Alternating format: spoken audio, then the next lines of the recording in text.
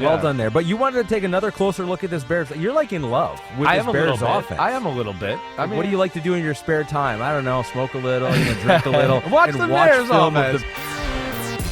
Yo, what's up? It's Chris Simms. It's Chris Simms Unbuttoned. Ahmed Fareed is here. I love you too, just not as much as the Bears offense or Caleb Williams, okay? Sorry, they're more fun to watch. You're pretty funny. You are fun to watch, but, you're not Caleb Williams, all right? Sorry about that. Taking a backseat. As usual, Chris Simms Unbuttoned, presented by Lowe's. Lowe's knows home improvement. I like your sweatshirt this week. Thank you. The big Saturday night. We just got it this past week. Yeah. Yep. I've yet to see any of that gear come my way.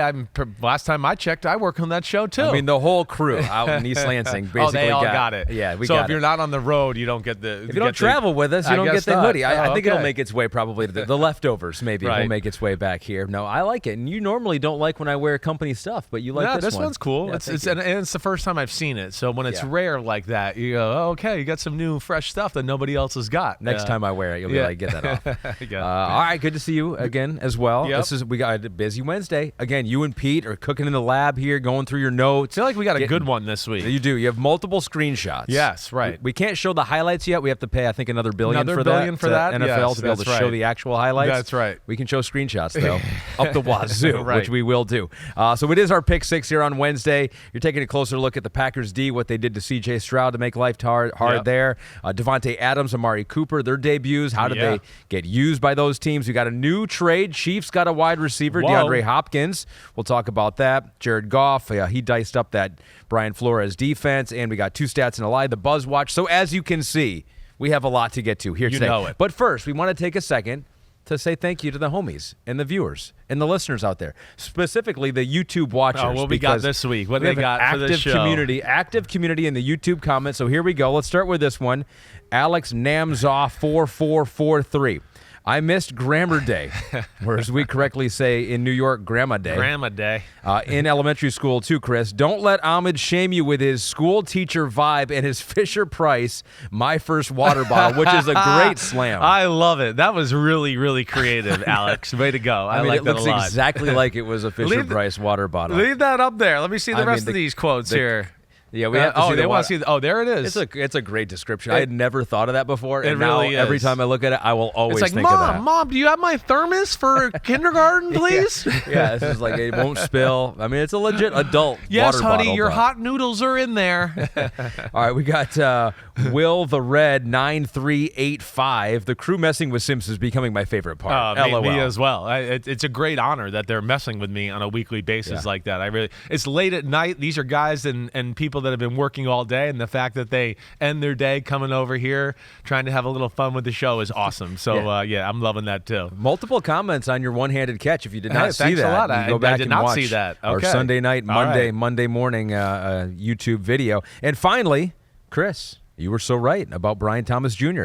5th in receiving yards right now on a dysfunctional offense with a struggling quarterback. Simms right again. We crush you at times. We humble you. Of course we do. You love to point out when I'm wrong. I love to do that. But we also love to point out when you were right and you were against the trend. You were accused of clickbait material. Right. And actually it was not clickbait. It was the truth. No, Brian Thomas Jr., I feel pretty confident in saying is already one of the most explosive wide receivers in football, right? It's not just a rookie explosive receiver. It's I don't care who you are and what team you are. Brian Thomas Jr., as far as explosive plays, getting down the field and doing that, is as fine as we got in the NFL in that department. And I think it'll only get better because I think he, like we talked about, he was raw coming out and you can see they're starting to move him around a little bit more and put more on this plate as far as, hey, go in the slot. Hey, we're going to make you, understand this coverage, do that. And I just think the sky's the limit for the guy. Yeah, that was a good move by the Jaguars in a year that has not had a lot go right for them. So thank you, YouTube commenters. You know that. Keep them coming. We will highlight the best ones from this pod and in the future. All right, time for the pick six. We'll start with the 49ers and Chiefs. It was that Super Bowl rematch, and it went the same exact way. It didn't play out necessarily the same way, but the Chiefs got the win, and it has now become the graphic of the podcast when we show Kyle Shanahan and what he has done against some of those more creative. It's defamation on my friend, really. There's a style of defensive coordinator out there right now that is giving Kyle Shanahan and that offense trouble. Steve Spagnuolo is, of course, on that list. Here it is. Here's the graph. Kyle, look at that picture. That is exactly how he would look after showing this for I'm like stressed. the third I don't want to deal time. with these guys. Now, listen, there's some things that we could talk about as you leave this up here. I mean, of course, some of these teams he played and all of that, I mean, they're really good football teams, right? It's not like the Chiefs are like, oh, he's just got some problem with the Chiefs on this coordinator. It's like, no, they're awesome. They got awesome coaching. They got awesome players to go along with that. I think you look at some of those, too, in 2020. The 49ers weren't very good in 2020. That was the year after they lost the Super Bowl to the Chiefs. That's where Bosa got hurt, Garoppolo got hurt. Yeah. So they lost some of those games. And again, definitely good teams there. We know that too. And then the last 2 years to Brian Flores and Jim Schwartz, we know the Cleveland defense last year was as good as it gets. And of course, Minnesota's defense has given everybody problems this year as well. So, there's a lot to be said there about that. But we're just so used to Shanahan having his way with just about everybody. And I think the whole league knows that. Listen, I talk to D coordinators all the time. They're always like, man, we're getting ready to play your buddy. Oh my gosh, is he good? Does he have everything? Holy cow. Does he know how to, expose people and do that? And these are just three guys that are worthy of the mental challenge that Shanahan presents, and they definitely have given him some problems. So you went deep dive. Yeah. You looked at the film from this game, and we have multiple screenshots on things that Kansas City did to make life difficult for Kyle Shanahan. That's and this, right. albeit depleted 49ers offense, but still there were some opportunities out there that they could not cash in on. Let's start with some of the formations, because we've always said this about the 49ers. They do things that put the defense in a bind. Some of their condensed formations are tough to guard. You don't know which receivers break in which way, and then they can run off of that. They can cross people. They use them in the running game, right? Yes. So just think about it. You mean two receivers tight. It's hard to play bump and run, right? So there they are. And now they could, have different releases coming off the line of scrimmage. So that's why offensive coordinators love those tight splits, bringing them in here, get them stacked. And then, oh, wait, we want to run on the edge. All you got to do is step down and kind of seal the defense end. And now we're outside and doing that. Oh, when we want to run our little fake the run up the middle and the receiver's a little tighter, right? That puts the linebacker in a bind because he's like, oh, no, I got to step up to the run. And then it's Deebo Samuel's behind me, right? So that's what they do to people with those condensed sets. And there's a lot of beauty to it.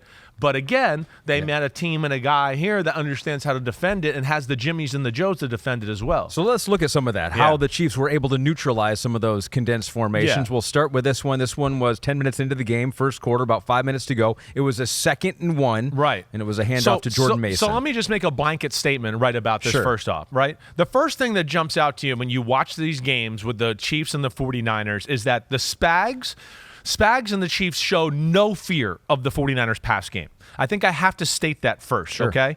They crowd the line of scrimmage. There's 6 guys on the line of scrimmage, 8, 9 guys in the box almost always.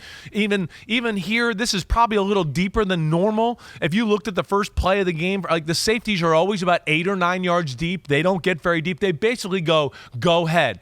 We don't want you to run it. Throw it. We want you to throw it. Please do it, right? And that's their first advantage. But then you get into, what are they got those people in the box. They stop the run, and it doesn't allow for the play-action pass over the middle, right? They've understood that. We've talked about that a lot with the 49ers offense over the year. So here's your perfect situation. This is a 2nd and 1, and it's in the first quarter, right? I think it's the second drive of the game. Might be the third drive. I can't remember exactly. But you could see here, it's nothing like crazy with the set as it looks right here.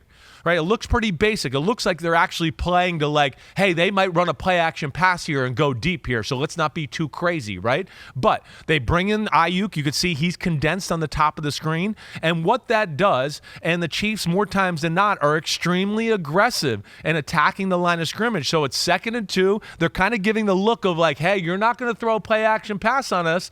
And that probably, if they have 2 plays called in the huddle, Purdy's going, well, I don't have the play action pass, so let me run the ball here. But now they're going to run the ball to the left side. Let's go to the next screenshot. Look what happens here. Look at the people that have all of a sudden only the 2 safeties are back deep, and the other 9 guys are all at the line of scrimmage, right? The ball's just been snapped, and if we could go back to the last shot one more time for me, Pete, just so I can explain this to people who are watching on YouTube, you'll see, I mean, again, the linebackers play coming downhill, right? But McDuffie, who's over the top of Ayuk right there in a man-to-man situation, right? With the condensed set, I bet you they have an automatic call. Hey, if they do this, you come off the edge, right? So now they can protect the edge that way, and then they can totally cloud the middle or just mosh pit the middle with the other 8 guys they got down there in the box, right? To take away the inside running game and really give no lane. So let's go back to the next screenshot.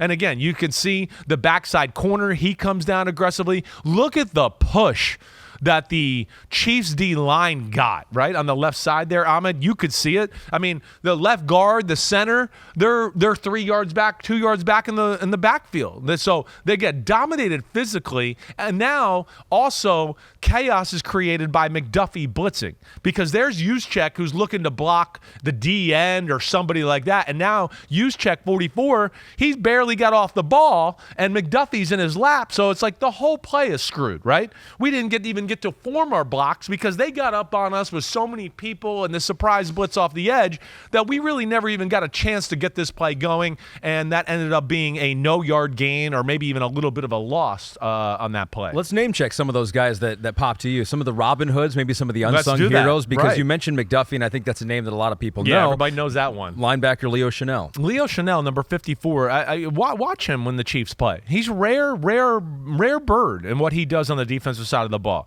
He can play thumper football, which is like that stuff right there. 2nd and 2, don't worry, I can take it, coach, between the tackles and bring it. Bring the fullback, I'll take him on. And then he can also, hey, it's 3rd down and they're going to throw the ball. He can run as good as anybody in the game. He's really good in both areas, but shows up a lot on tape.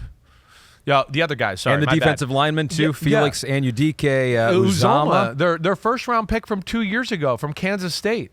He really is playing well. Now, pass rush, right? It's not like it pops all the time, but you see it. I'm really impressed with them in the run defense. I mean, he really shows up a lot in that area. And then their big D tackle, number 69, Mike Pennell, who, they got off the street, I think, halfway through the year last year, and now he starts with them, and he's a physical force in the middle of their defense. So they got something going, let alone me not even naming all-pro type-ish Nick Bolton or all-pro Chris Jones and Karlaftis, who we know is good. They have so much depth and versatility on their D-line. It's one of the most impressive things about their football team. So you want to show those guys dominating again on the very next play? Let's show the next play, sure. Yeah. Because, again, look at this. Right?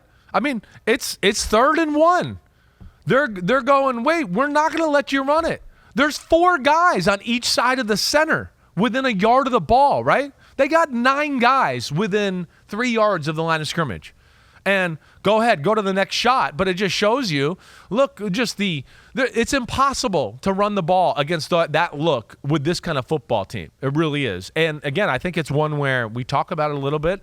When you play them in these type of situations, you got to attack them back. A little bit like we've talked about, good defenses got to start attacking these good offenses when they do all this crazy stuff. Well, here's an example of when you're playing a team that's a top 10 defense and you think you're just going to run up the middle on a big down and everybody thinks you're going to run up the middle, no, you're not. And especially like defenses like that where not only are they good physically, but like you said, Spags is not afraid to push the chips in the middle of the pile and go, we're going to really stop the run. We're going to bring people. We're just going to create chaos. And I do think you got to attack back with some of those big play action passes that I talk about sometimes if they're going to gamble like that and play that kind of defense. And in the passing game, you notice that defensive line did a good job of getting their hands up at the line of scrimmage. They always do. They understand. When you prepare for a team twice in the Super Bowl, you know them better than anything on the planet, right? It's 2 weeks of like the most intense preparation ever. So they are take away the middle of the field, take away the run game. Let's have some good run blitzes. And hey, Shanahan and the 49ers like to throw the ball quick over the middle. So they've had Chris Jones Jones has had, so many times over the last 4 years of 49er football, and oh man, he gets the ball out of his hands quick. I'm not going to get there. Oh yeah, I got to get my hands up and clog the lane a little bit, and they do great. So it's all the little things they do on top of it, let alone, like we said, talent and coaching is top notch. All right, so take away the run, and then you can make life difficult in the passing game as well. You noted here that they had no fear of playing man-to-man. No fear against of the playing 49ers. man-to-man. And I mean, they really don't fear anybody, but the 49ers, as we know, going back to the Super Bowl last year and how we broke that game down, they are not good against teams that can play really good man-to-man. So even with Debo, they struggle with it. So then you don't have them. It's double trouble, slugger. It's an issue there. And then again, it gets into, Shanahan and the 49ers, they want to play action and maybe keep a tight end in because, hey, it's the Chiefs. They're aggressive. But it's also because of all this time playing together, Spags has got a real good feel of their route combinations and certain things too. So it's like, this guy's running the post, and now the guy behind him is either going to run out or in, and they got a guy for both. They're like, we got a guy outside waiting for you, and if you go inside, we got a guy waiting for you there too, right? So great understanding of how the 49ers want to attack, and they certainly had some pass plays where they were all over it. Yeah, so was life just very, very difficult for Brock Purdy in this game with those aforementioned injuries already, and with what Spags did, with the talent they have in the defensive secondary, or were there some missed opportunities? He was up against it. Yeah. We've talked about before, against good teams, I'm not sure the 49ers passing game can stand on its own all the time, right? Against the upper elite teams in football, right? You've heard me say if there's one thing I wish Shanahan was better at this, it would be the drop back pass game. I wish it had a little more to it, right? And Purdy is not the kind of guy that we have said in the past that's just going to carry your team, I think, against the really good defenses of football, or yet he's yet to do that at least. Maybe he'll prove me wrong. He's been playing great this year, but this was not his best game. He did not see the field well. He seemed like he was a little flustered sometimes with where to go with the ball, or even in the pocket for sure. And then you encompass the fact that, you're missing your best receivers. You drop back a few times and people were all covered everywhere. And you had some people around you and your clock is all messed up because you're like, I don't know, they're coming, they're blitzing. Every time I drop back, there's like 8 guys at the line of scrimmage, right? That I do think affected him. And he did not play his best football. His interceptions were bad. Yeah, all three of them? All three of them. I thought the third one in the end zone wasn't bad, right? Because he got hit as he was throwing. But if he didn't get hit and he got to throw the ball clean, guess what? He was going to throw an interception anyways. He was going to throw the ball to double coverage. I don't know where he was going with that ball. But yes, all three are bad.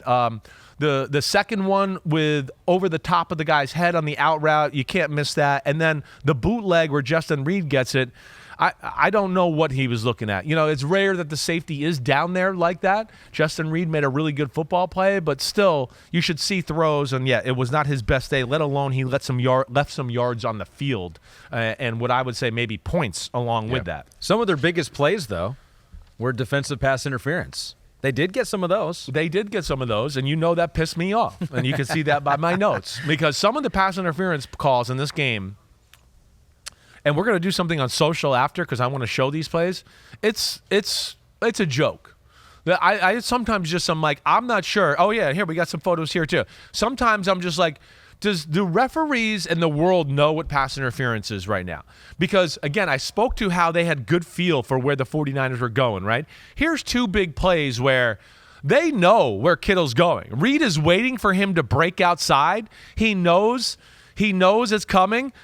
George Kittle runs into him, extends his hands, and pushes him, and they call it on Justin Reed, right? So that was a big pass interference in the game that extended the drive, right? And again, I'm a quarterback. I like offense. I get that. But the defense is at such a disadvantage, it's ridiculous. Now, here's another play backed up. He wants to throw an in-cut to Brandon Ayuk. McDuffie knows. They've got a good feel for what's going on here. So he's playing inside leverage, right? And he's going like, if you want to break out somebody, here he goes. Now Ayuk wants to go inside, and McDuffie's there. I mean, McDuffie is allowed to be on earth, everybody. He's allowed to live. He's allowed to be there. Just because the receiver wants to go there doesn't mean he has the right to just run him over. But then they call pass interference on McDuffie. That's what I love. I mean, contact initiated by the offense both times. Defense won the play. First down, reward the offense for not being more creative and having a stupid throw and they can't get open. First down. I mean, it's ridiculous. So that bothers me. It really does. Sometimes in those jump ball situations too, where the receiver gets credited for playing defensive back, they just maul the defensive They maul back. the guy, and there's never a pass clear interference pass call. interference, And it's the NFL needs to fix that. It's ridiculous. The defense has it hard enough with all these rules right now to have plays where they play things perfectly and get penalized for it. Somebody needs to teach the referees football. That's all I could really say, or the people that are teaching the referees, because that was, if anything, offensive pass interference both times, or a no call. But don't penalize the defense for running it perfectly. That's as they say. So before you watch the film of this one, yes, as they do say that, as you say, multiple times on the podcast, right, to Christian chagrin, chagrin, yeah, right, chagrin. One of those, yes. chagrin. Add that to the list. All right, so before the game, before you looked at the deep dive, you're like, all right, the Chiefs are good. Their defense is pretty good. You know that. 49ers are going to struggle, especially with the talent that they don't have playing for them right now. Right. So after watching the film, what changed for you, or did it just reinforce what you believed? Well, I think it just reinforced what I believe. The 49ers are still really good on offense. Purdy did not play his best, and they played a defense that knows how to play them and matched up really well. Their defense of the Chiefs is what I think ranked 10th in football in yards allowed right now. They're better than that. I mean, they played some good teams early in the year, and I don't think we're totally settled in on that way as well. But yeah, I mean, they understand how to blitz Shanahan. They understand how to cover him. They can stop the run. As we always talk about, they never get the credit for their physicality and what they do there. One thing we never see in these games, and I wrote that too, the Shanahan specials. You don't see one screen break for a big pass. You don't see any reverses, speed sweeps, screen out in the edge to Debo when he runs for 50 yards. None of that happens, right? Trick play where Kittle sneaks out the backside of the formation and he's open for a 50-yard gain. None of that ever happens against the Chiefs. That's where they really – and then I think the other thing too is – they got to take advantage of all that's there to be had when there's a chance to do that, right? And I think, do we have the two screenshots of like the people open downfield?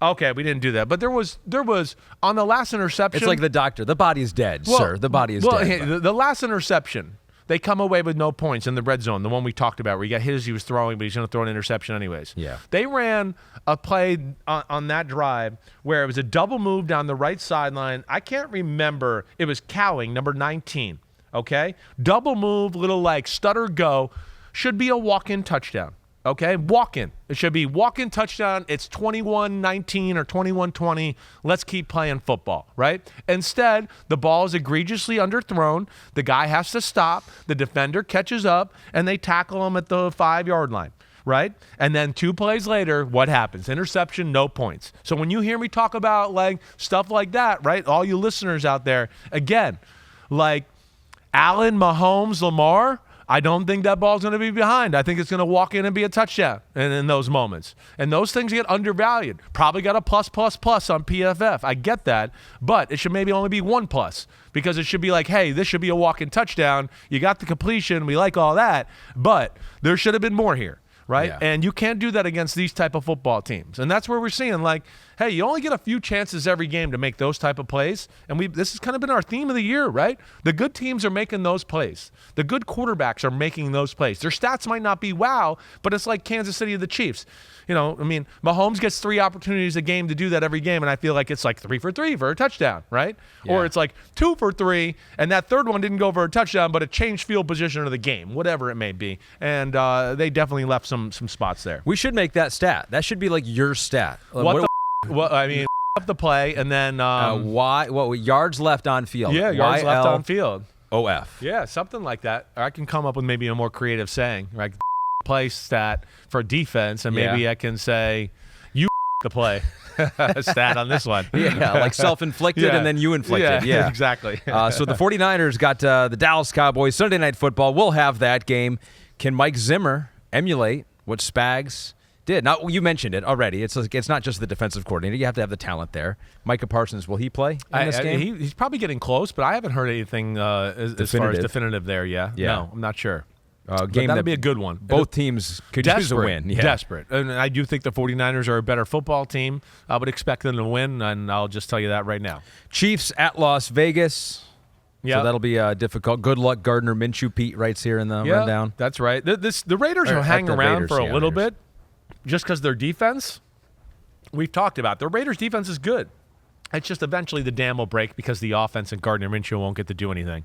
Impressive defense from the Kansas City Chiefs against one of the better offensive minds out there. Good performance by the Packers defense against the Houston Texans. Similar offense. And honestly, it's going to be a similar defensive attack than we just talked about. Okay, I think that's what's interesting about this. Our second deep dive takes a look at what exactly this Packers team did, a 5-win team in the NFC North. Like every team has 5 wins, basically, except for the Bears, one less than that. Right.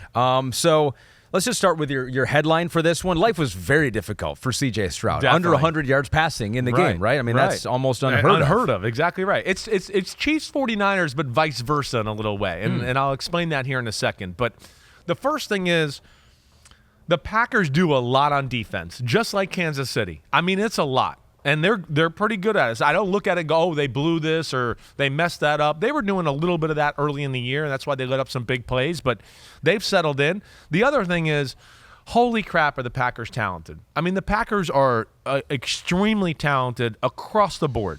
Right. The one thing I look at is just go, they're a young football team, so they make a mistake or do something every now and then. They're learning how to win on a consistent basis and do all that. But holy crap, their front seven, when you talk about the linebackers and D linemen and all the people they have, and again, the versatility of people they have as well, guys that can play D tackle, that can play D end, or D end, that can play D tackle, outside linebackers who can move in and play D tackle on a third down. They got it all. So I think that's the first thing that really jumps out to you. Then, unlike the Chiefs went, wait, we're going to play some crazy defenses and be all about stopping the run, right? The Packers were like, we're going to be about crazy defenses, but you ain't going to throw it deep. We'll let you run it. We are going to not let you throw bombs and just gash us down the field, CJ Stroud. That was the game plan.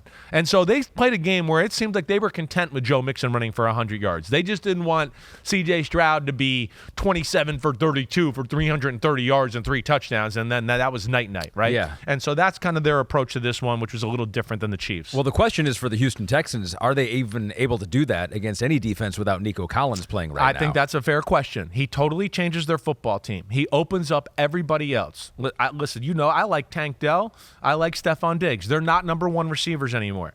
They're really good number 2s, or I should say anymore. Diggs no more, right? Diggs is a really high-end number 2. Or a low-level 1, whatever you want to say there. But I would say a high-end 2, really, in most people's perfect world in the NFL. Nico Collins is, hey, nobody's open. Let me throw it up to Nico. Hey, we got a play that we drew up in the dirt all week to prepare for them. Nico's going deep, right? He's their guy. And then he does open up the rest of the receiving and the rest of the passing offense and all that. And right now they don't have that, and it's advantage defenses when they drop back to pass in a lot of situations. So you would figure with the way they ran the ball here, maybe at some point Packers would have gotten a little scared and maybe tried to stop that run, and the play action would then work. So we do have a graphic on this. CJ Stroud, weeks 1 through 6, they had 22% of their dropbacks were the play action pass style. Right. It was actually increased, so they did try it more this week against the Green Bay Packers and what they were doing. But as you can see, the success rate was way lower. 38% of the passes were completed this week in the play-action game and just about 2.5 yards per attempt. Yeah, they the one thing with play-action pass sometimes, because you only a lot of times send out 2 or 3 guys out in a route, right?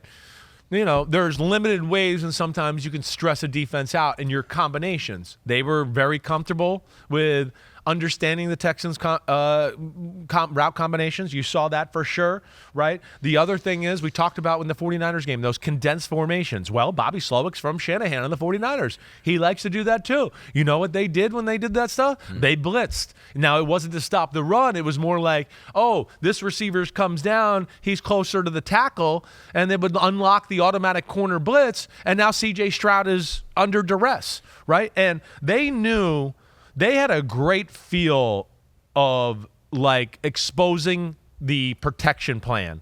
And then really the Chiefs did too. The Texans and the 49ers are a slide protection team. So it's like 4 out of the 5 guys all slide one way according to the protection call, okay? If that makes sense to you, Ahmed.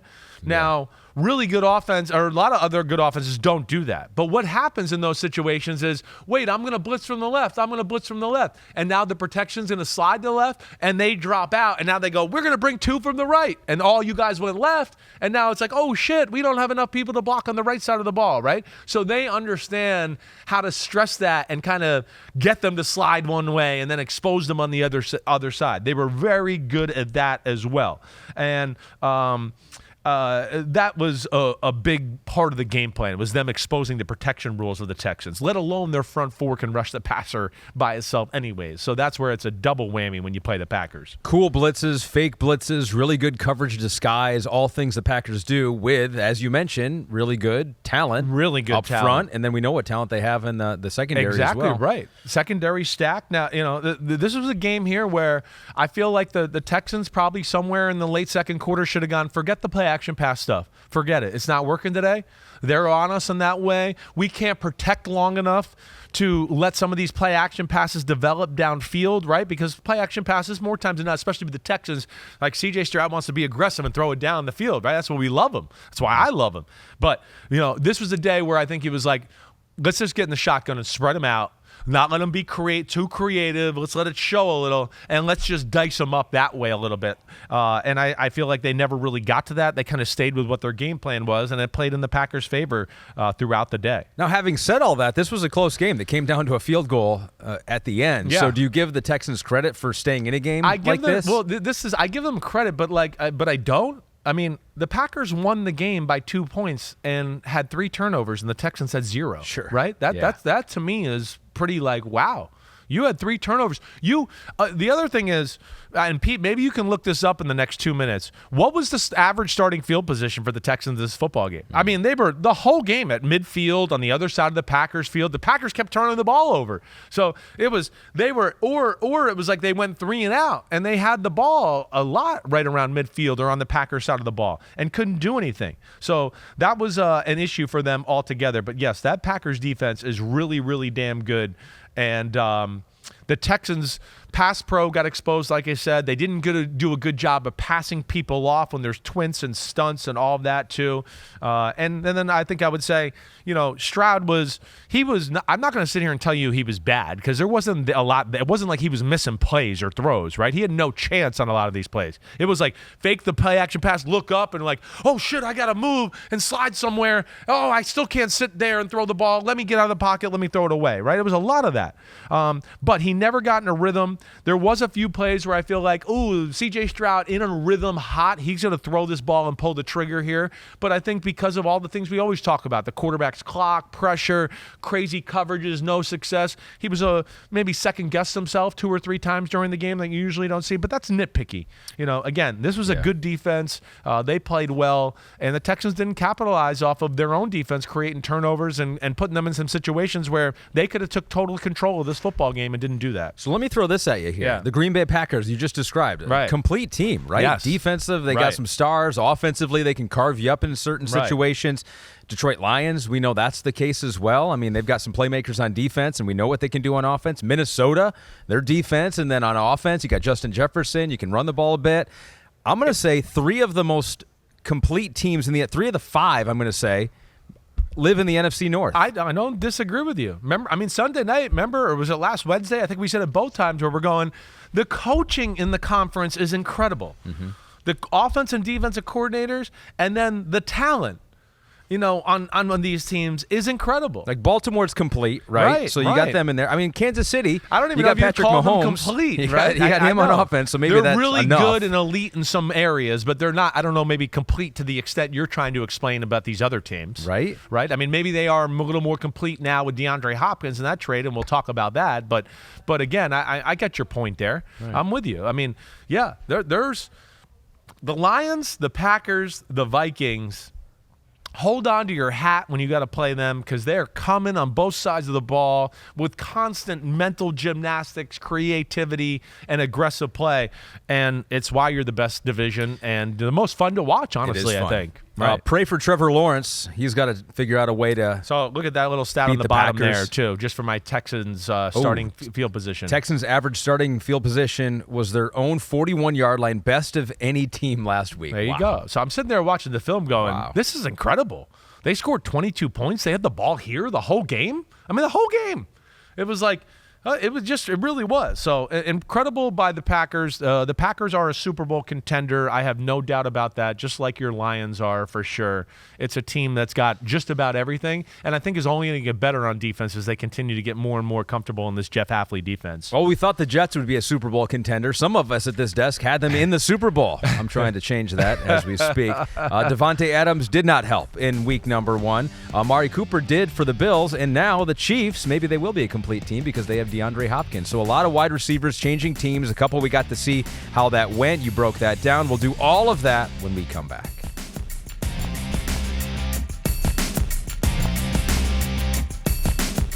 Every week, DraftKings sets up the free $1,000 Florio and Simms Pick'em pool.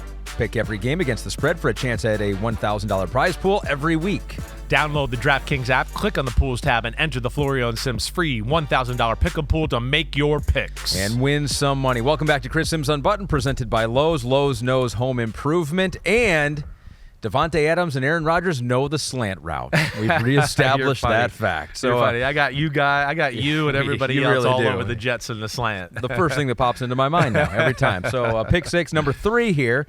The Jets, they do go down in Davante Adams' debut. Highly disappointed. It got you riled up as mad as I've seen you on a Sunday pod in a while, I think. Yeah, well, just like, one, I picked them to win. They were a best bet. But they're just disappointing. I mean, the way they played, the way they laid down in the second half of the football game, some of the mistakes, there's no excuse for it.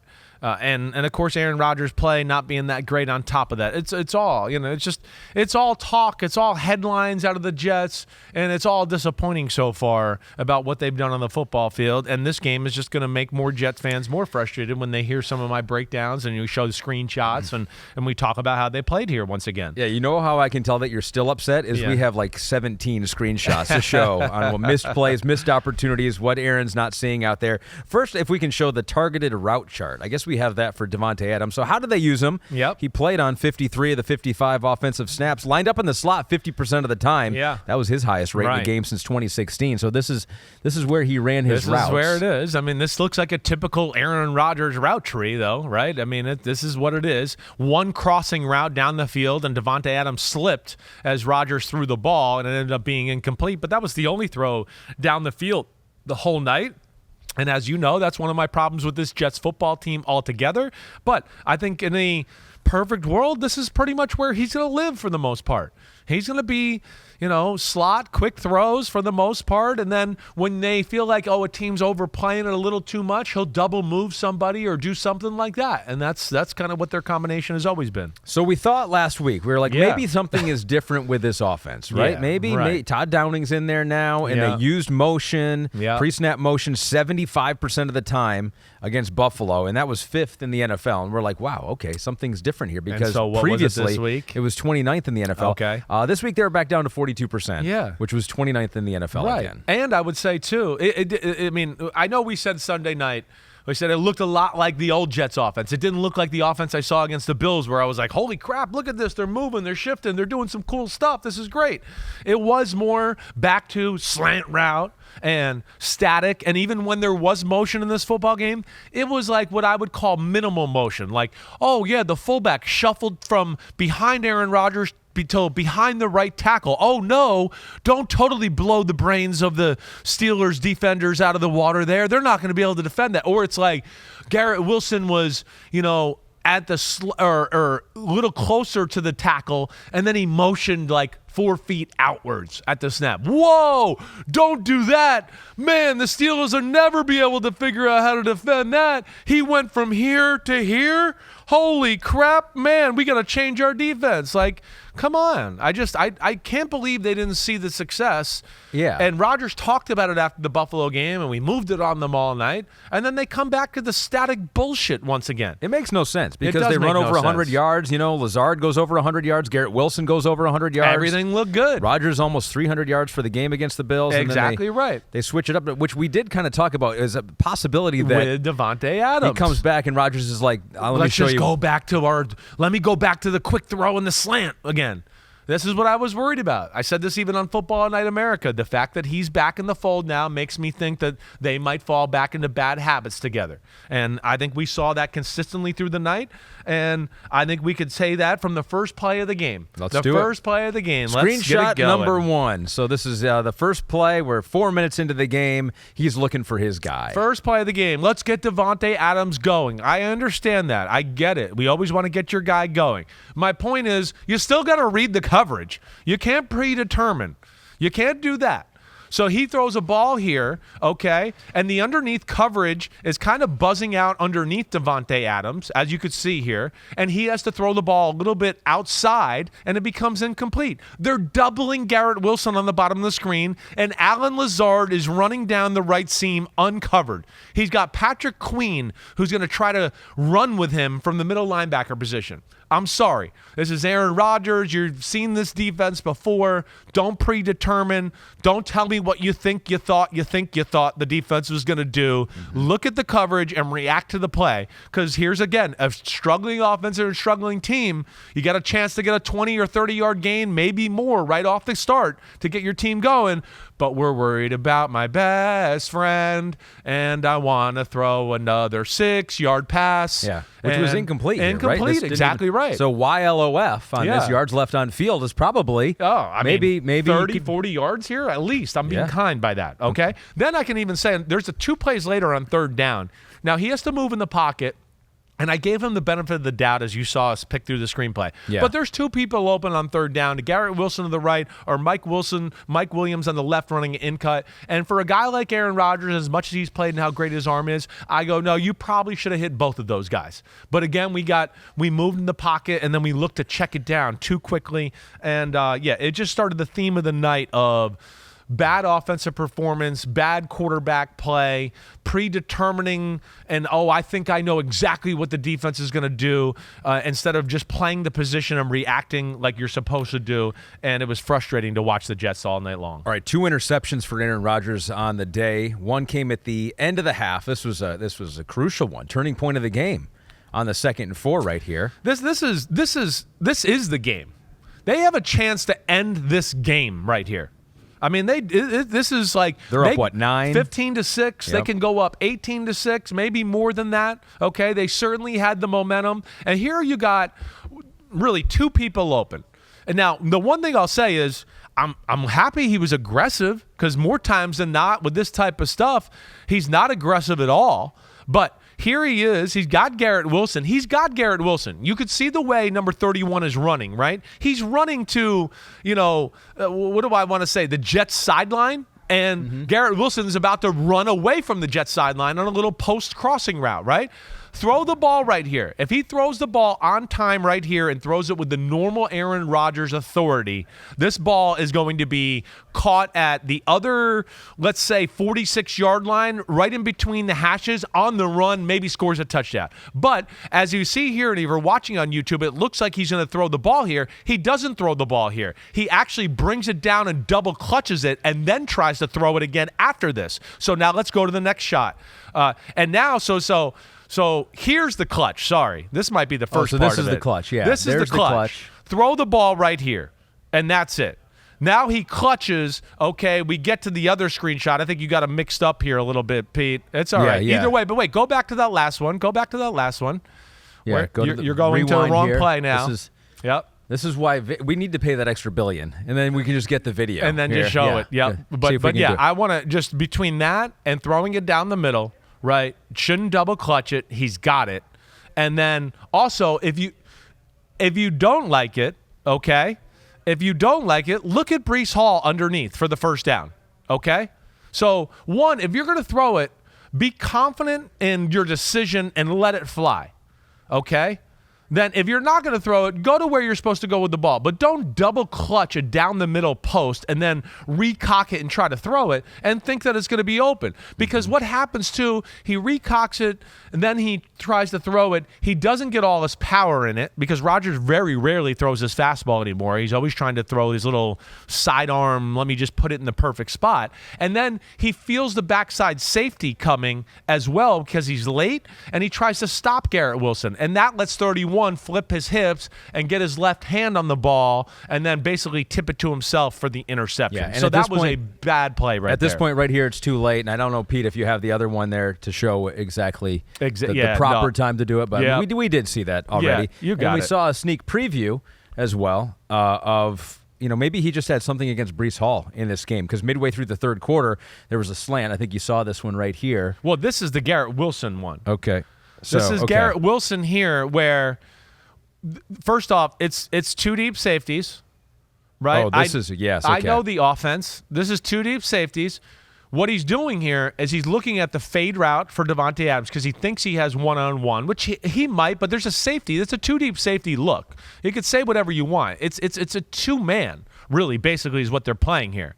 And with this, he looks at Davante Adams, which I say is not going to be open versus coverage, but then doesn't even look at Garrett Wilson in the slot, who's wide open running. I mean, wide open against a lesser defender. Yeah, he's not. Pete goes, looks like he's looking at him. He's really getting his eyes in the process of looking out to Davante Adams here, and then he's not going to even look at Garrett Wilson, and he's just going to flip over here and throw the ball to Breece Hall.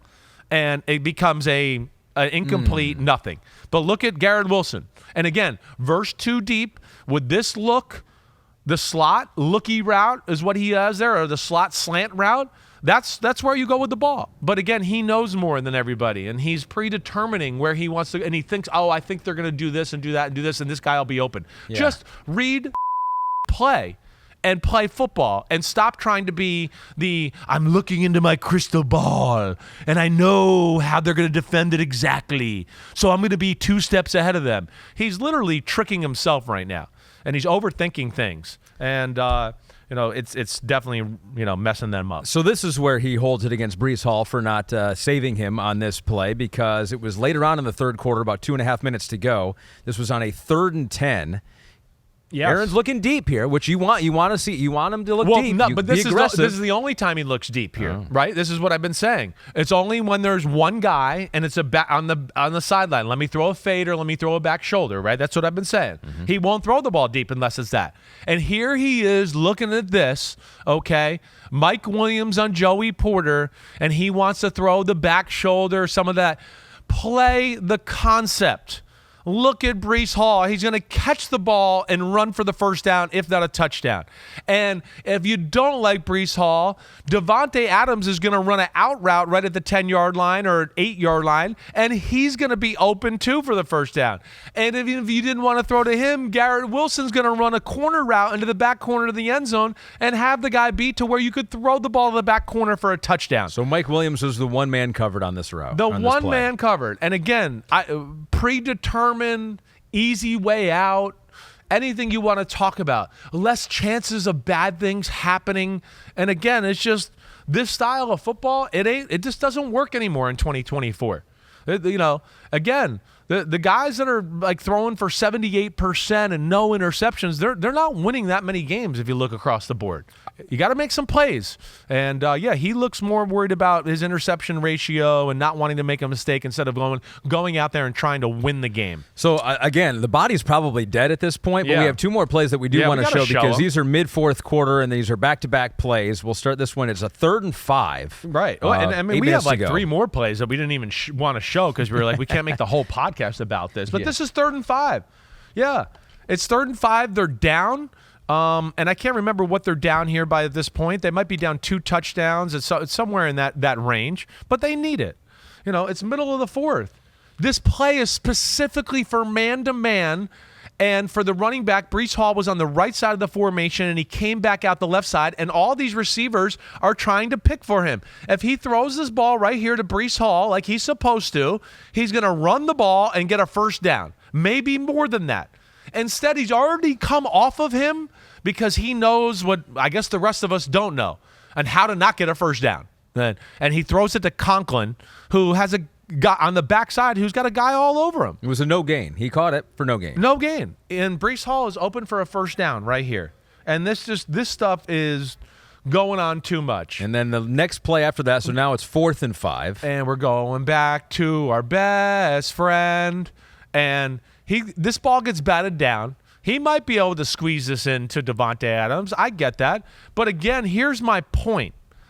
I played in this offense before. This play with this coverage right here, the ball's supposed to go to Garrett Wilson down here in the slot, who had a little option route, and he's wide open for the first down. Let alone they're trying to play cover 2 with Patrick Queen on the bottom of your screen, playing the cover 2 corner. So wouldn't you think that would make me go, if I was playing quarterback and I'm not Aaron Rodgers and I'm dumber than Aaron Rodgers and I don't have as much talent as he does, all right, but I would be going, my best receiver is over here in a perfect route for this coverage, and the guy that can mess up the play is actually playing a position that he doesn't normally play, and he plays outside linebacker. I think that one's the more high percentage play to go. Let alone Queen falls down, and Breece Hall is gone for a touchdown if he's looking over there. He might have thrown the ball to Garrett Wilson no matter what, but he might have saw Garrett Wilson and then gone, oh, wait, Queen fell down, and he would have thrown the ball to Breece Hall, and he would have walked in the end zone, and we go, oh, we're in a game now. We got a game. Way too many plays, yards, completions being left on the field. Back to the normal bullshit the Jets do on the offensive side of the ball. Yes, frustrating. And let me just say this too. Breece Hall being their leading receiver all the time too, that's an embarrassment as well. It's an embarrassment. It tells you where their offense is. When their 2 biggest plays of the night always have to be a check down or a screen to Breece Hall, that tells you you're doing something wrong, okay? So get back to the lab and start being aggressive, Jets offense. They got to hurry. They're 2 better. and 5 right now. Yep. I mean, it's not like the season's all said and done at this point, but if they don't make some of these changes, right? Yeah, they're not going anywhere. And now they got, the Patriots this week, and hopefully it should be a win, and they get this going, and hopefully this can be a launching point for them to gain some momentum and start being a dangerous football team. But when they play like that and he plays like that, again, yeah, they're not going to go anywhere. And to put it like the ice cream on the top or the cherry on the top, yeah. His best throw is a jet, goes off of Garrett Wilson's chest and pops in the air in an interception. If that doesn't explain the Jets right now and all of that, because that was an incredible throw. Yeah. I get frustrated because of this reason. One, this guy is capable of so much more, and that's why it bothers me.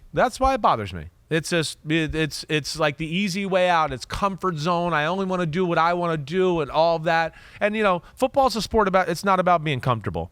Tom Brady was uncomfortable for 19 years in New England. He went to 10 championship games. So it's about being uncomfortable. It's about pushing your limits and doing all of that.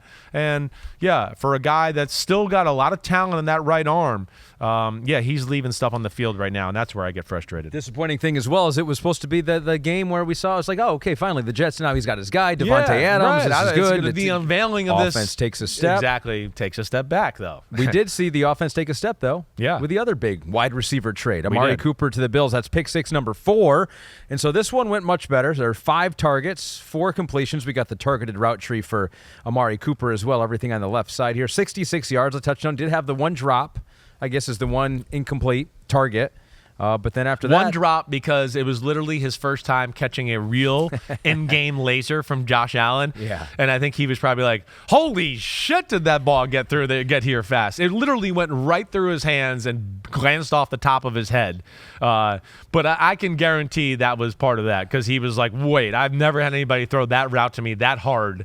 And it just doesn't even, doesn't lose any miles per hour or go off the ground or anything. It's just, it's amazing. So they eased him in here a little bit. Didn't play a whole lot early. That definitely didn't play a whole lot in general. I think that's what I was surprised by overall was the fact that I guess, again, I'm watching a lot of games on Sunday, and I thought he was on the field a little bit more than he actually was. But no, they totally gradually got him involved, and he was in on maybe the second play of the game, and then he wasn't in for a long time, maybe until like the second quarter, and they found little ways to just kind of get him there and make him comfortable. He played 19 plays, 35% of snaps. There you go. So yeah, and he looked good. I think that's the biggest thing you take away from it, and I do think he's a guy that's going to make their whole offense better, like we've talked about with other receivers, like Nico Collins with the Texans. He's a guy that can open up everybody and really start to cause some problems for defenses when they play the Bills. Yeah, so what do you think? I mean, you saw it in action now, only 19 plays, but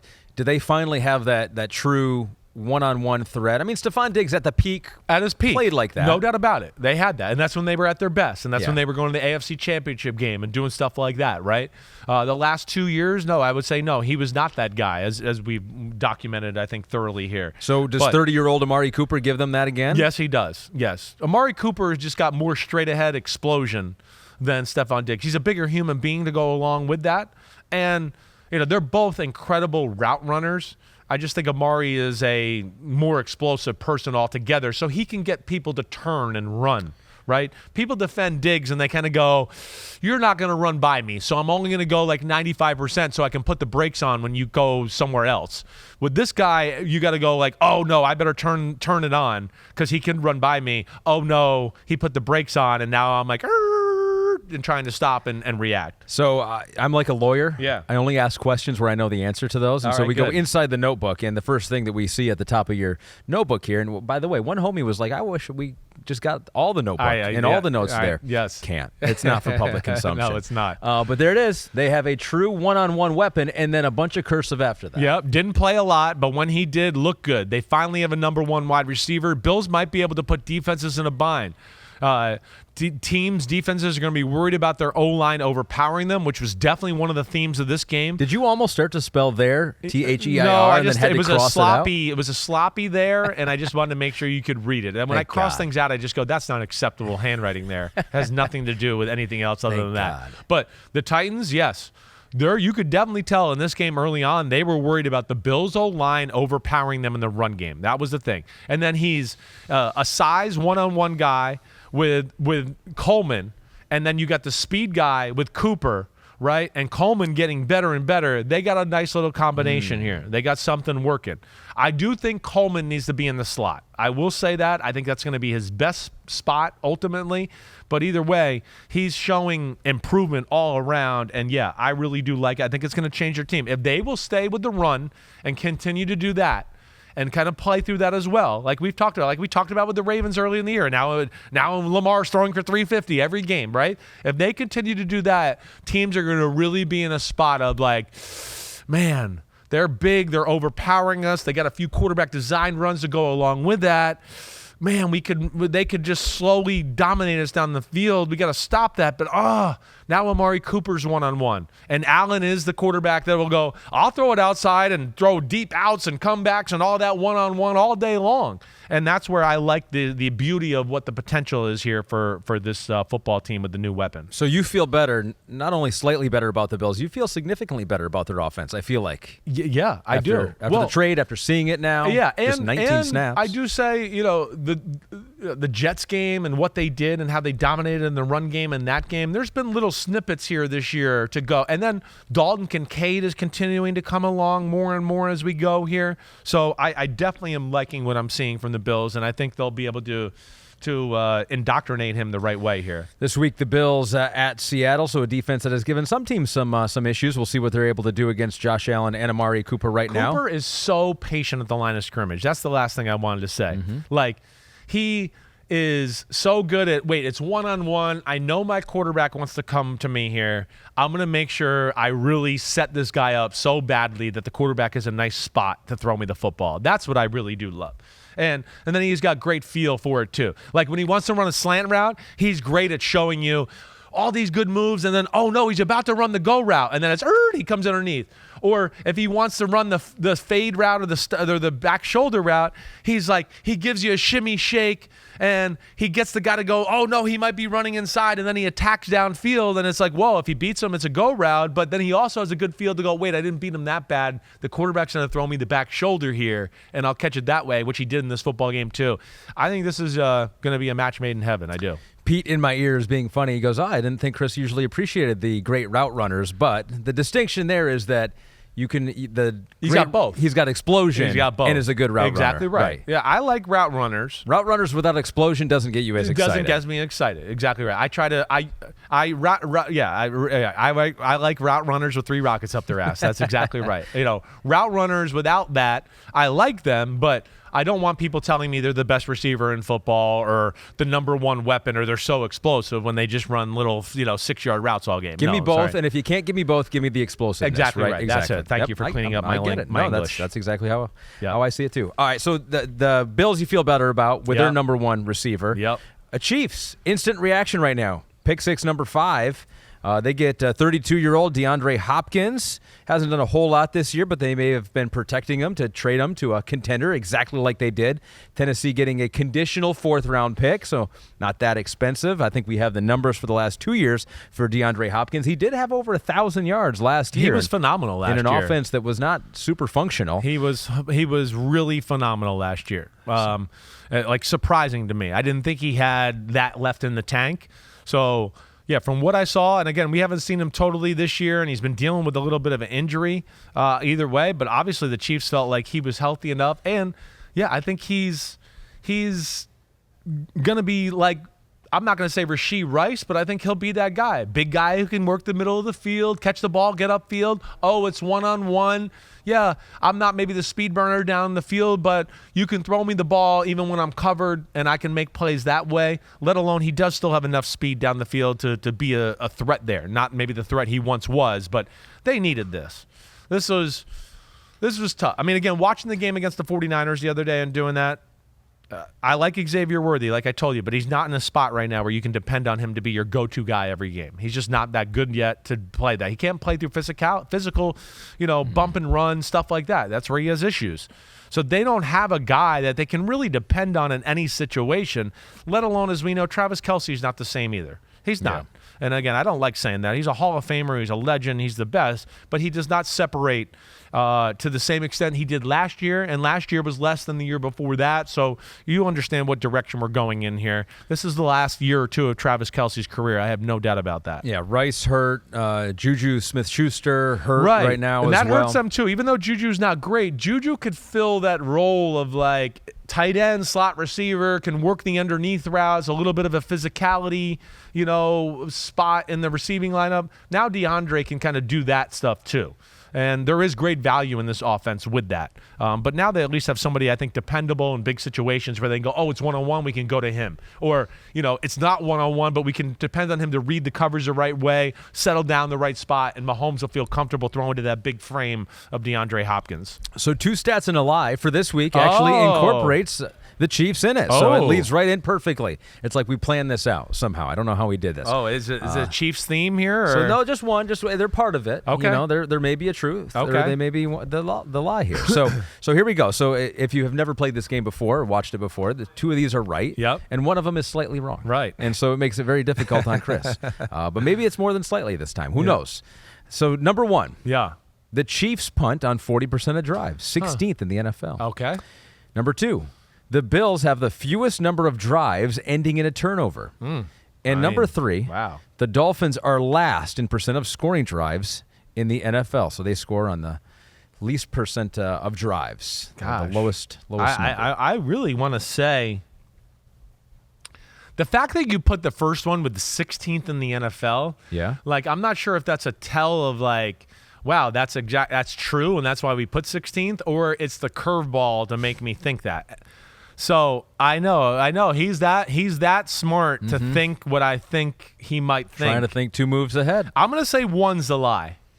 1 is the lie. There we go. Congratulations. Thank you very much. So, in fact, the Chiefs only punt on 27% of drives, 4th best in the NFL. Wow. So an offense that struggled a bit has only punted. Now, They go for it on fourth downs. They do go, and they have turned the ball over a bit lot. here so that as takes well. away. Exactly right. That helps that percentage out. But yeah, that didn't seem right to me.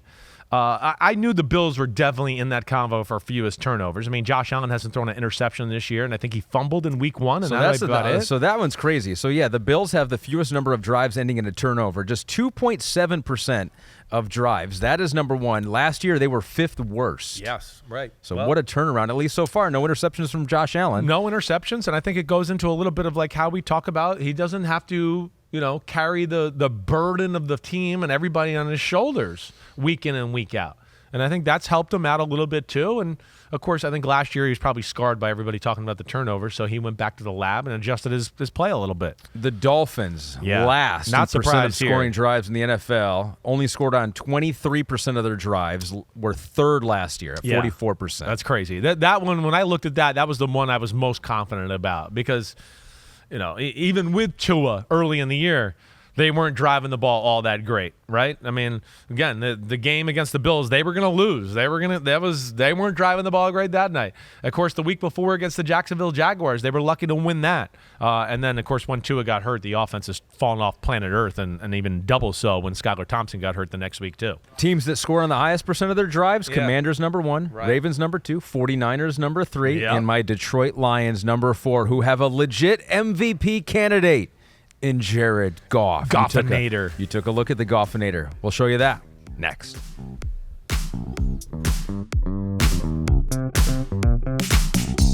Look, I was fortunate to be around Drew Brees as a player, but as a coach, for a combination of 6 years. And when you're around that type of player, it's rare. There's things about Goff that remind me of him. Because of that, we put a lot on him. Ben Johnson's done a hell of a job. Ben asked a lot of him. And, that Minnesota game now, that the defense does a lot, and they give you a lot of different looks. And if your quarterback can't handle it, you're going to struggle against them. So our guys playing at a high level, I'm really not surprised just because I know what he's put into it, and he's an accurate passer, and he's a dude, man. He's a dude, man. That was Dan Campbell on the Rich Eisen Show. Welcome back to Chris Simms Unbuttoned, presented by Lowe's. Lowe's knows home improvement, and Dan Campbell knows his quarterback can handle the big game against a tricky defense that puts some pressure on him. We talked about it on Sunday. He was under pressure on 50% of his dropbacks, was 10 of 11 for 164 yards, a couple touchdowns. This has been a transformation for Jared Goff, and so you wanted to take a closer look at how he looked in this specific game. I'm not joking. Like, Jared Goff's transformation from what he was at the Rams to what he is now is one of the greatest transformations in the history of football at the quarterback position, right? I mean, they literally gave him away. They were like, please take him, right? That's where the state of his play was. I just want to make sure everybody understands that. Right. It was me going, man, Jared Goff isn't good. They should start Wolford in the playoff game. The Rams were in that trade. I wasn't saying that to be cool or like a jerk or clickbait. The play was underwhelming. What he's done in the transformation of going to Detroit and rebuilding the way he plays and his mindset and his aggressive nature and throwing the ball into tight windows and all that, it's phenomenal. It's amazing. You don't see this very often. So I really want to give him credit that way. And then that's where the coaching gives him credit too, because he's got guys like that who believe in you. They push you, right? They made him probably a little uncomfortable like we talked about. Hey, you got to throw this here. We don't care. He's open. I know McVay, he might have been more open or whatever. We want this. This is what it is. Hey, you can't turn the ball over like this. I mean, he's changed everything about his game. So, that was awesome. And they do put a lot on him. That offense is awesome to watch. And then he, of course, handles all the mental gymnastics and everything they do on that side of the ball perfectly. So we're going to take a look at the MVP odds here in just a second. Yeah. But from your deep dive, did he look like an MVP-level quarterback in this game? In this game, well, yes, I'll say he did. But it wasn't like – the game wasn't maybe as wowing as his stats look. Okay, let's just say that. And I think a little bit, early in the game, because of all they do on defense, I think he was a hair conservative, where he's like, wait, I'm not going to hold the ball too long here. They blitz, they bring in people. Let me just get it out. Where, like, I go, well, Jared Goff, when he's really in his zone, he might have patted the ball and, I'll wait for that in-cut to come open and hit the 25-yard pass. But I understand that against the Vikings. They do so much on that side of the ball. I think he was kind of just like, let's get some momentum going. Let's get some things going here, right? There's all of that. Also, the other thing I looked at with the Vikings, they love to do all that on the line of scrimmage. We're going to blitz, we're going to drop and do all of that too. I don't feel like they did it as much in this game. And I think that's because of your offense. And some of the things we talked about. Hey, we're at the line of scrimmage and we're about to drop out. Oh no, they're running the ball. Hold on, I got to stop. I'm going to stop to play run defense. Oh no, it's play action. He kept it. I got to run back again. So I think that scared them. They blitzed more from what I would call depth or distance than I've seen them blitz. I think they tried to kind of catch them off guard like that. Like, hey, we're playing a normal defense this time. And then like the weak side linebacker and the free safety would blitz from distance, where usually you see them down there at the line of scrimmage and you're like, who's coming, who's going? I don't know what's going to happen there. But as the game went on, as usual, Ben Johnson and Goff they find the right formula, they find what works, and they continue to attack that way. And then you attack that attach that to their running game and what Gibbs does. They're tough to beat there. But no, maybe not as many oh my gosh, great throws. But where Jared Goff, again, like we said on Sunday night, when the pocket's collapsing, he doesn't flinch.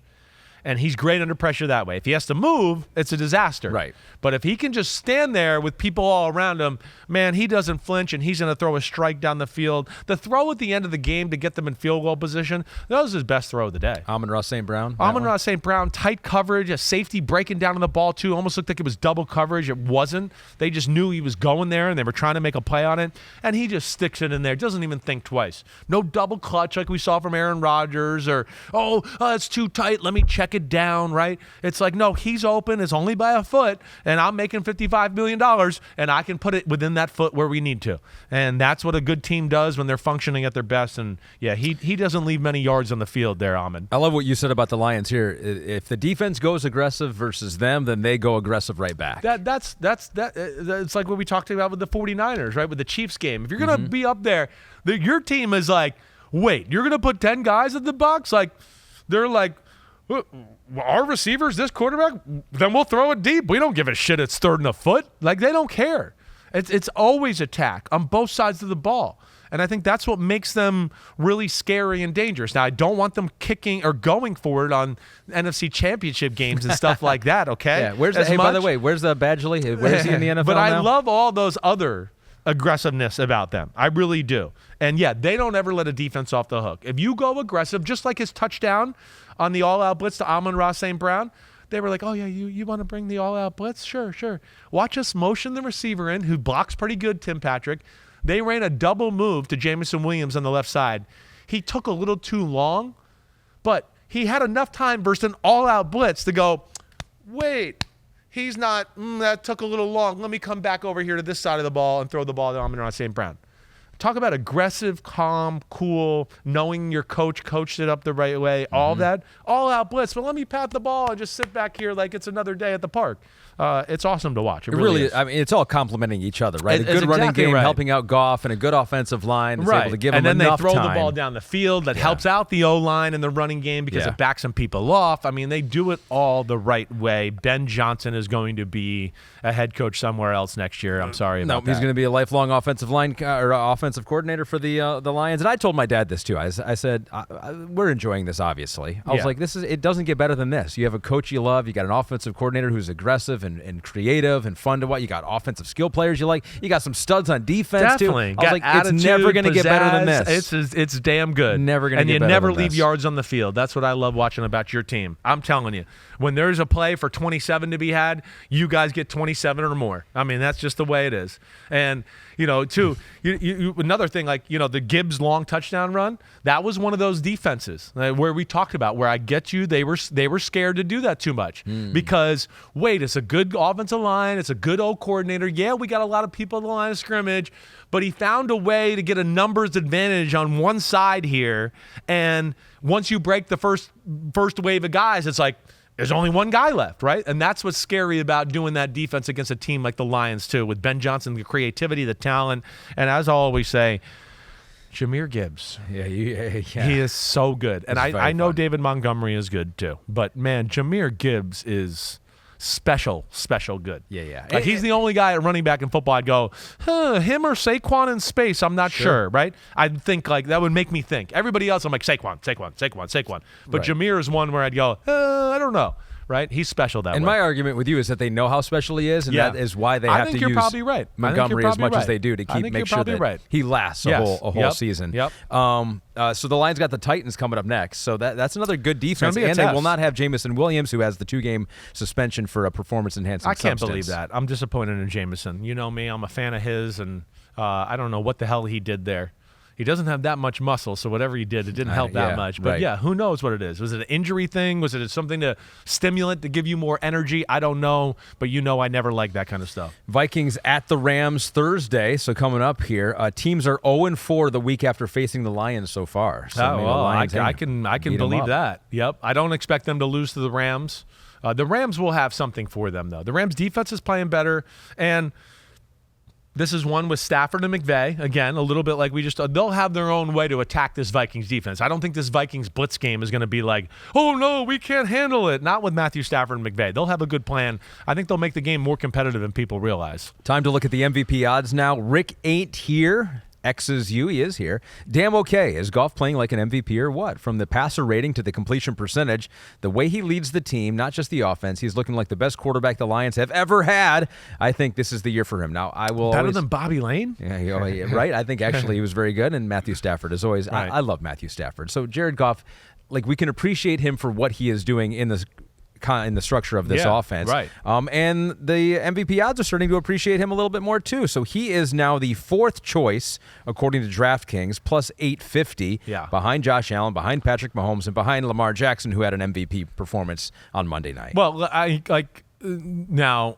Patrick Mahomes always deserves to be in the conversation. For him to be second shows you that there's something wrong with the world. Again, he's thrown more interceptions than touchdowns. He's definitely one of the best players in football. I get that. But is this an MVP type of year? This kind of shows you how everything swayed to the quarterback on the number 1 seed. Just gets votes no matter what, right? He's awesome. I get that. But is this MVP caliber? Come on. No, it's not. Lamar Jackson's running away with this right now. I mean, at least in my opinion. But I think when you get into Goff and Josh Allen being the next guys up in that conversation, I think that's proper at this point. I do. I think they're right there in that. And, let's see if Mahomes can right the ship a little bit.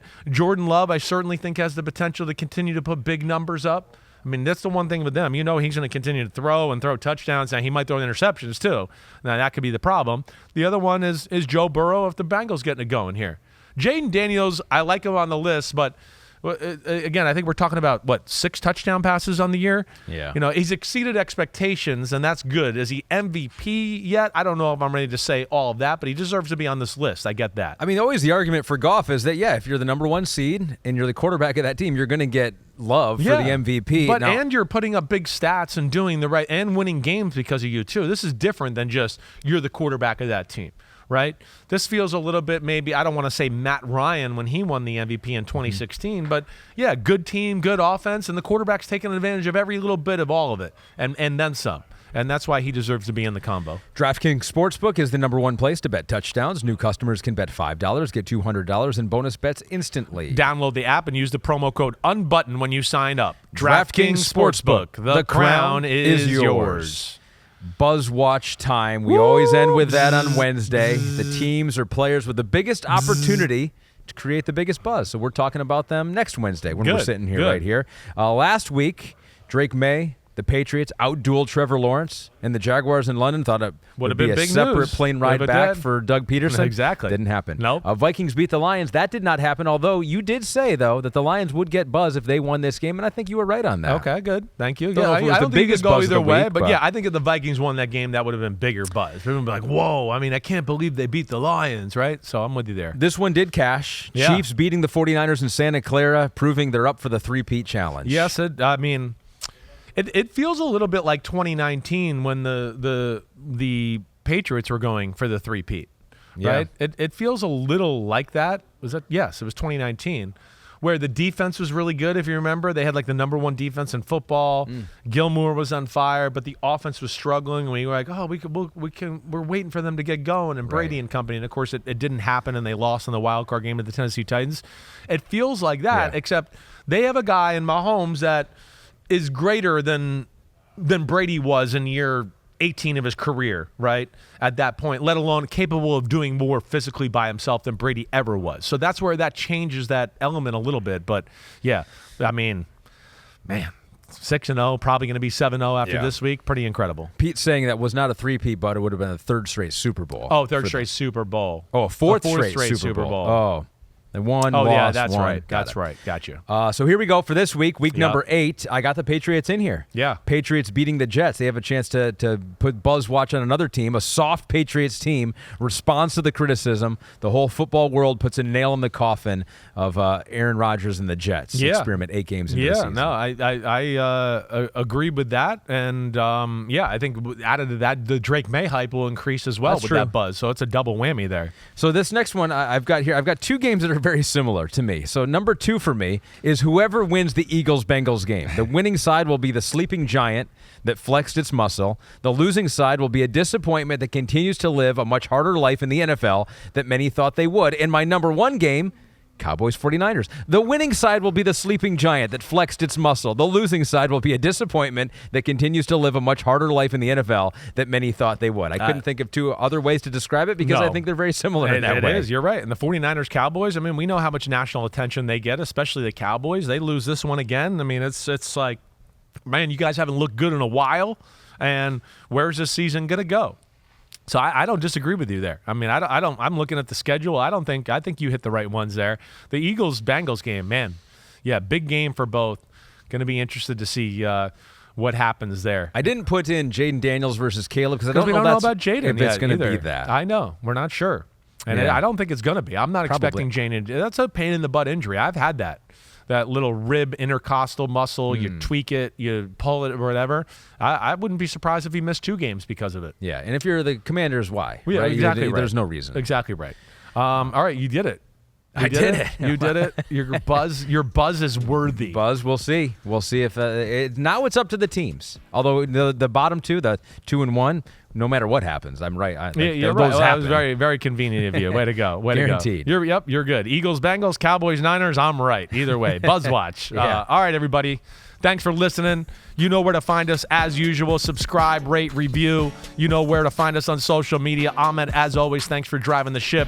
Thursday, I got the Picks Pod with Florio. We're both kind of hot. I think you should listen. We'll steer you in the right direction. Okay, that's tomorrow. Thursday morning. Should be out by late Thursday morning, Thursday afternoon, somewhere right in there. All right, everybody, be good. Enjoy Thursday night football. Peace out, homies. Clap it up. Clap it up.